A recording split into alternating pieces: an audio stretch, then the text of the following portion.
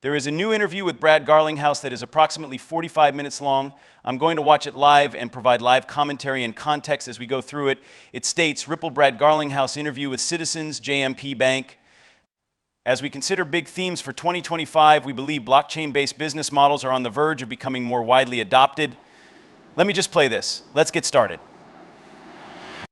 Good afternoon to everyone. My name is Devin Ryan, and I am the head of financial technology research at Citizens JMP. It is a pleasure to have Brad Garlinghouse, CEO of Ripple Labs, with me today. Ripple is among the largest and most successful companies in the digital asset space.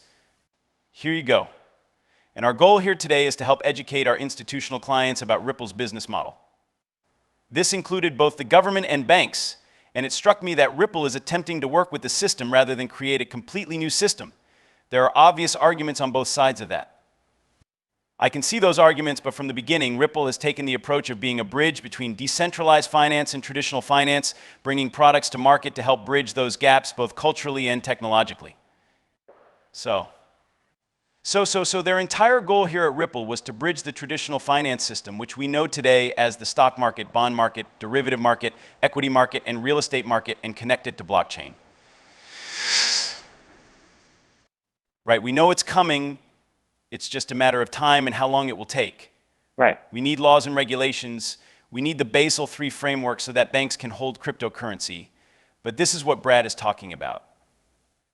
That's how my journey started. As you mentioned, I joined in 2015 with a little luck and a little skill. We found ourselves in a really compelling position with a lot of customers and scaling products, so we're pretty pleased with that.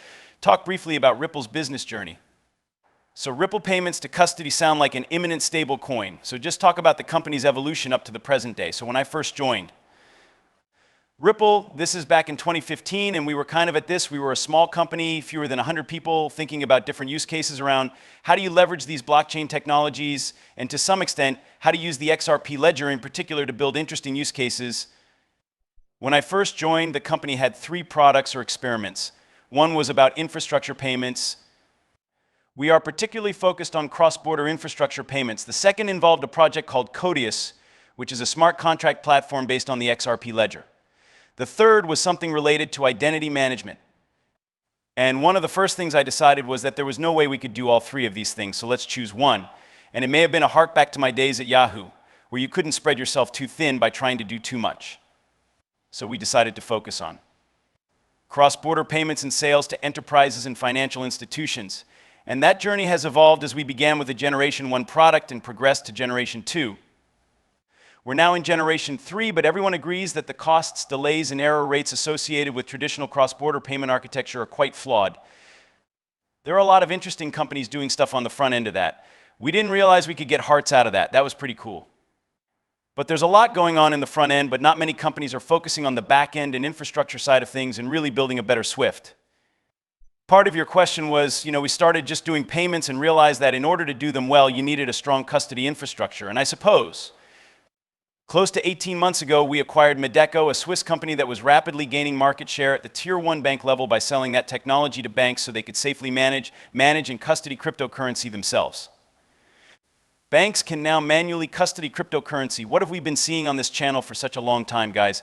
It's coming, right? Eventually, your banks will say, hey, listen, I understand you have your cryptocurrency. Why don't you come and store your cryptocurrency in our bank? We will keep it very safe for you. We have all of these great solutions, which are basically Medeco and Ripple, and they are going to start offering you cryptocurrency. They're going to start selling you cryptocurrency. That is, Brad Garlinghouse has just confirmed what we've been saying on this channel for a long time. We're on the right track, my friends, and it feels great. And as you mentioned, we are. We're getting very close to launching Ripple USD, a stable coin. The history of that is that we have used stable coins in our payment flows for many years. And at one point, we found ourselves responsible for minting approximately 20% of all USDC. And we began to wonder if there was any way that we could be a principal in this market. And for a variety of reasons, we decided to join in. We will launch very soon under the offices of the New York DFS Trust License, which we are very close to completing. You briefly discussed the blockchain aspect of it. I believe I have worked in traditional finance for more than 20 years. You cover both traditional financial firms and digital asset firms.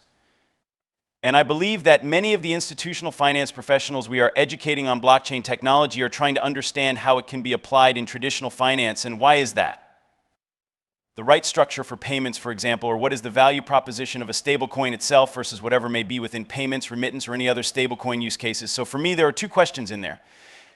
The second one is about stablecoins. The first question is, how is blockchain embedded there? To me, the novelty of a blockchain is that it allows for two parties to transact with people with whom you have no relationship, but with certainty rather than trust. So that doesn't really exist anymore, right? When you transact today, someone is passing the trust bar between you. So when you use your Visa card, Visa acts as a trusted intermediary between you and the merchant. You and the merchant have no trust. Visa has trust on both sides, so they are charging a premium to transfer that trust. There is a hole. There are numerous financial examples where, as part of the settlement of two transactions, a central counterparty extracts value in order to commute the trust between the parties. If you can do it without the central counterparty, you will increase speed, reduce cost, improve efficiency, and by removing a step, you will most likely improve error rates. So as you've discovered, I believe there will be an increasing number of examples of how people use blockchain.